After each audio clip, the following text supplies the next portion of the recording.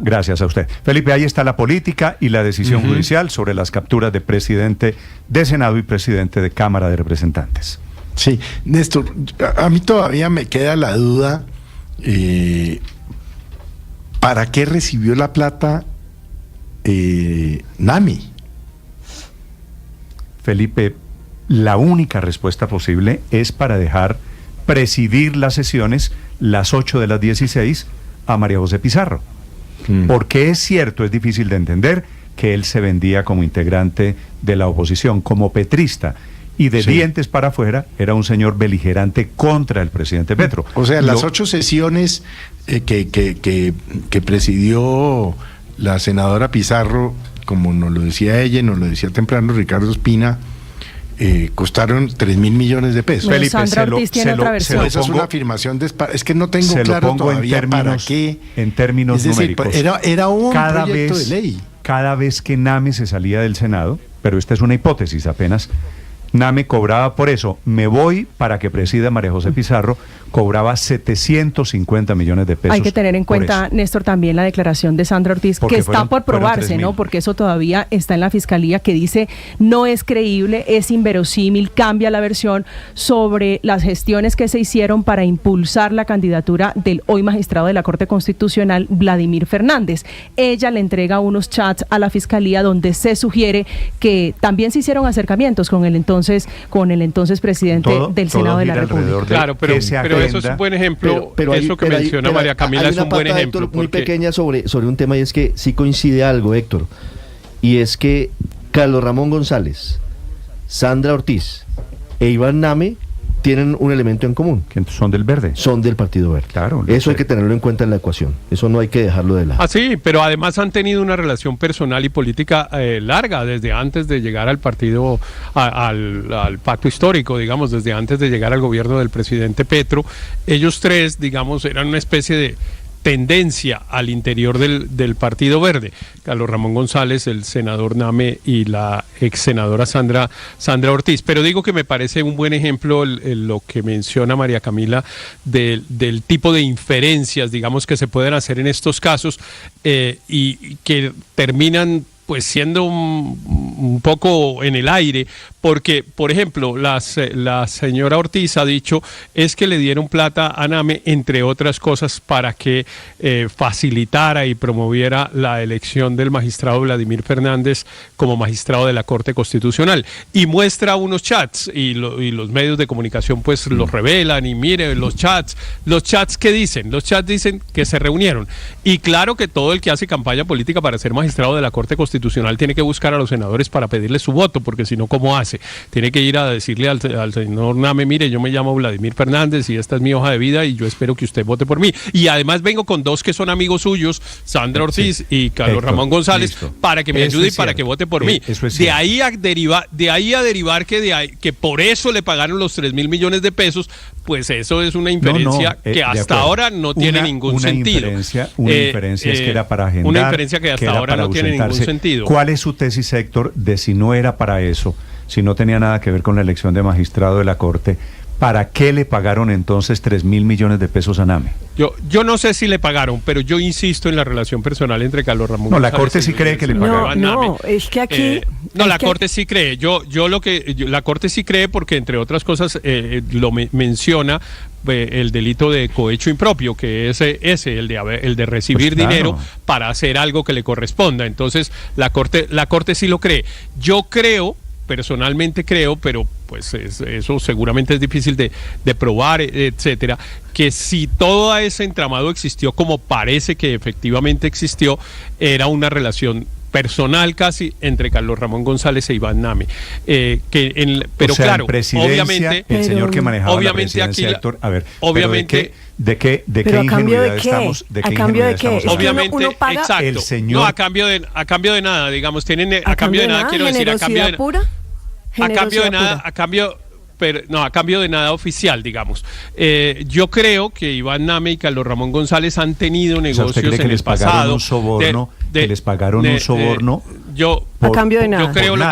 Yo creo lo que estoy diciendo. Yo creo que han tenido negocios en el pasado, incluso de financiación de las campañas. Carlos Ramón, creo yo, no tengo cómo probarlo, pero infiero que Carlos Ramón prestaba dinero para las campañas del senador Name, y esa es una relación relativamente antigua. O sea, para que le devolvieran y yo buscaría el préstamo. la explicación por ahí.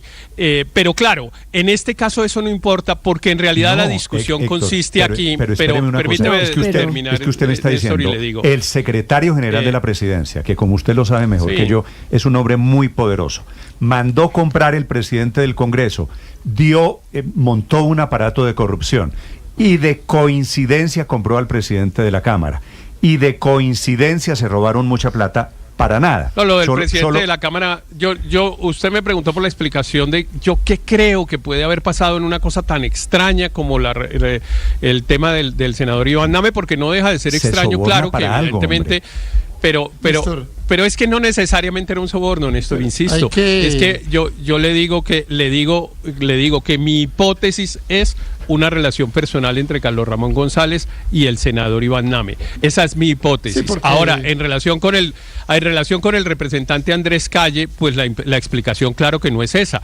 La explicación sí tiene que ser distinta, porque no había relación anterior entre el representante Andrés Calle y el doctor Carlos Ramón González. Ahora, pero yo entiendo que en política, Néstor, que en política esto... Héctor, digo una cosa.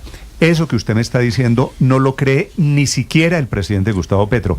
En el trino que el presidente Petro borró, ese trino que yo no sé si lo escribió Felipe en arameo o en qué lenguaje. No. Lo escribió de afán porque iba saliendo del Palacio de Nariño para Cartagena. De acuerdo. Sí. Traducción del trino. Traducción del trino, que usted lo puede ver en el último párrafo. Al parecer, buscó en el amor la forma de extraer dineros para aparcar campañas en Bogotá. Es decir, hasta el presidente Petro cree que esto tenía un objetivo político. O sea, el tema era la campaña, pero le mete además el ingrediente de la novela romántica. Pero mire que él le dice que el presidente trata de explicar ahí por qué le dieron la plata a Name, y entonces dice que fue por amor. Me imagino que pretende inferir una relación personal entre la señora Sandra Ortiz y el senador Iván Name. Entiendo que incluso la senadora Sandra Ortiz estaba de novia de un esmeraldero de Pedro Pechuga. Entiendo que la representante Sandra Ortiz, la consejera Sandra Ortiz, dijo en la fiscalía que el senador Iván Name, pues como que le había dicho que por qué no se veían, que por qué no salían, que él tenía mucha interés en las mujeres, en fin, eso dijo la representante Sandra Ortiz le estaba echando en los la fiscalía general. Bueno, eso dijo Sandra Ortiz, en la Fiscalía General de la Nación.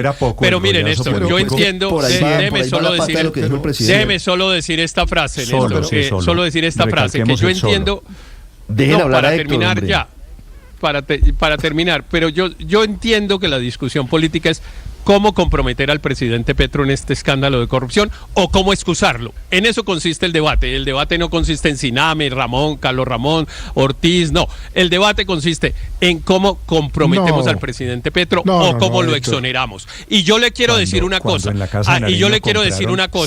Sí, señor, tiene razón. En eso consiste la discusión. Así como en el uribismo usted decía lo mismo cuando compraron a Luis Medina. Y en eso consiste la discusión, de acuerdo, total.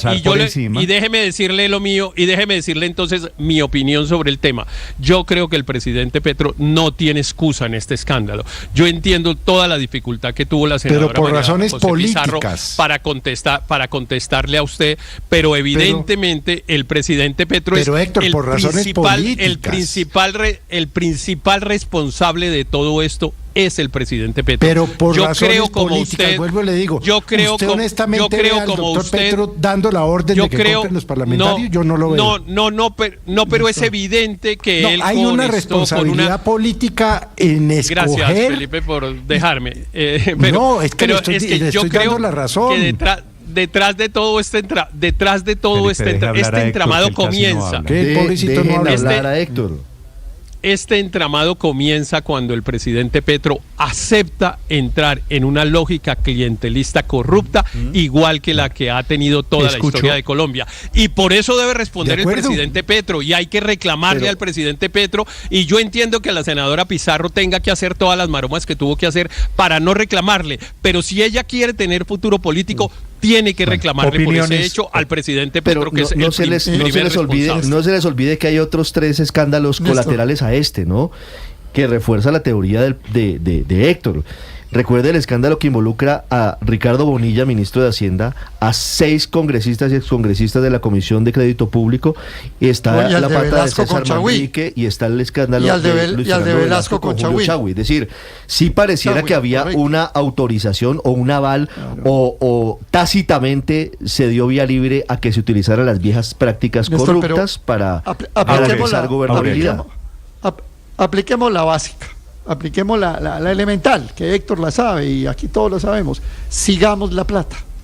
Para cuando se presentan todos estos líos hay que seguir la plata. ¿La plata de dónde viene? Viene del gobierno.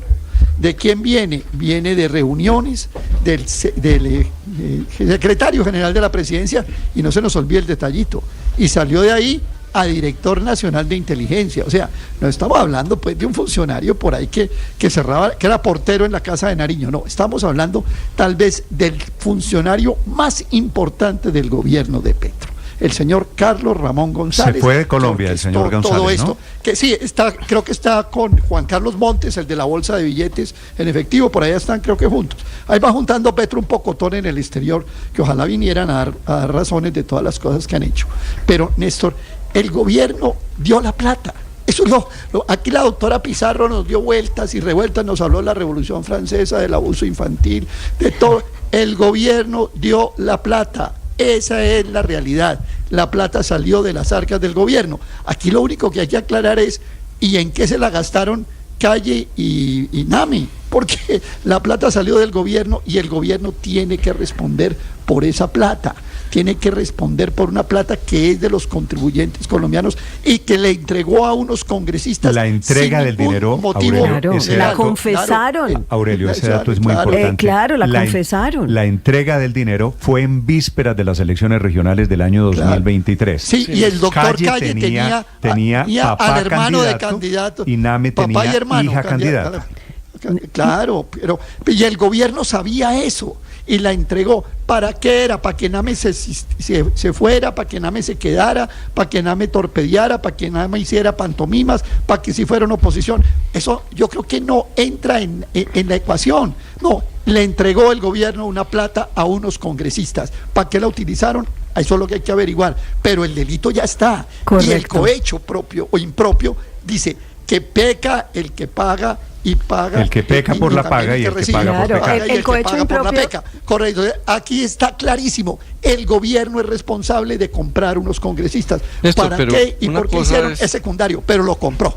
Así es. Tan y no es así. con el cuento de no nos vengan con el cuento de las razones estructurales desde la época de Miguel Antonio Caro, o los cheques de Marco Fidel Suárez, o la época de la United Fruit Company, como dice López Michelsen, que comenzó la corrupción en Colombia. La acusación formal de la Fiscalía. Estamos hablando de este gobierno del año 2023, 2024 y 2022. Como fue tipificado por la Fiscalía, se llama cohecho. Cohecho impropio. Traducción, soborno. Exacto, cohecho impropio. María Recibe, ya voy, acepta Álvaro, o solicita dinero, regalos u otros beneficios a cambio de realizar un acto propio de su cargo. Aquí la presunción de inocencia recae sobre lo que no se ha probado y no se ha confesado, que es el tema del senador Name. Ahí hay presunción de inocencia, pero sobre los que ya confesaron, pues no hay presunción de inocencia, porque Schneider, Sandra Ortiz y Pinilla han dicho que ellos entregaron la plata. Y están esos condenados. Son los testimonios a los cuales la Corte Suprema da credibilidad. Entonces aquí no hay que esperar nada, porque ellos ya dijeron que entregaron la plata.